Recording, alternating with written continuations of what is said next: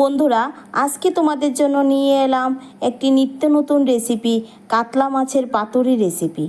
তোমরা সবাই সঙ্গে থাকো, দেখতে থাকো আমি কিভাবে এই কাতলা মাছের পাতুরি রেসিপিটা তৈরি করি।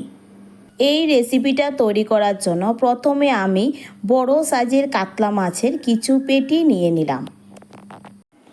এবার আমি কাতলা মাছের পেটিগুলিকে ছোট ছোট টুকরো করে ভালো করে ধুয়ে একটি পাত্রে নিয়ে নিলাম।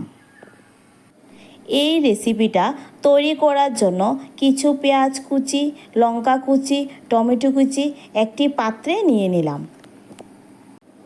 এবার রেডি করে রাখা পেঁয়াজ ও লঙ্কা কুচিগুলির মধ্যে মাছগুলি দিয়ে এর মধ্যে লবণ, হলুদ গুঁড়ো, মরিচ গুঁড়ো, জিরার গুঁড়ো ও সামান্য পরিমাণে তেল দিয়ে ভালো করে মিক্স করে এগুলিকে কিছুক্ষণ ম্যারিনেট করে রাখলাম। এবার রেসিপিটা তৈরি করার জন্য কড়াইতে তেল দিয়ে তেল গরম হওয়ার পর ম্যারিনেট করে রাখা মাছগুলো দিয়ে দিলাম। এবার এগুলিকে কিছুক্ষণ ভালো করে কষিয়ে নেওয়ার পর এর মধ্যে কুচি করে রাখা টমেটোগুলো দিয়ে দিলাম।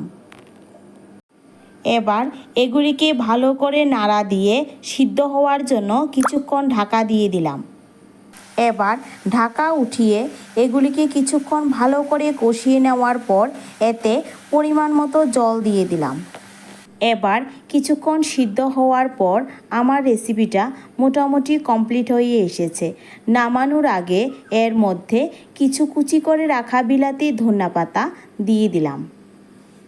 বন্ধুরা, আমার এই কাতলা মাছের পাতুরি রেসিপিটা তোমাদের কাছে কেমন লেগেছে কমেন্ট করে জানাবে।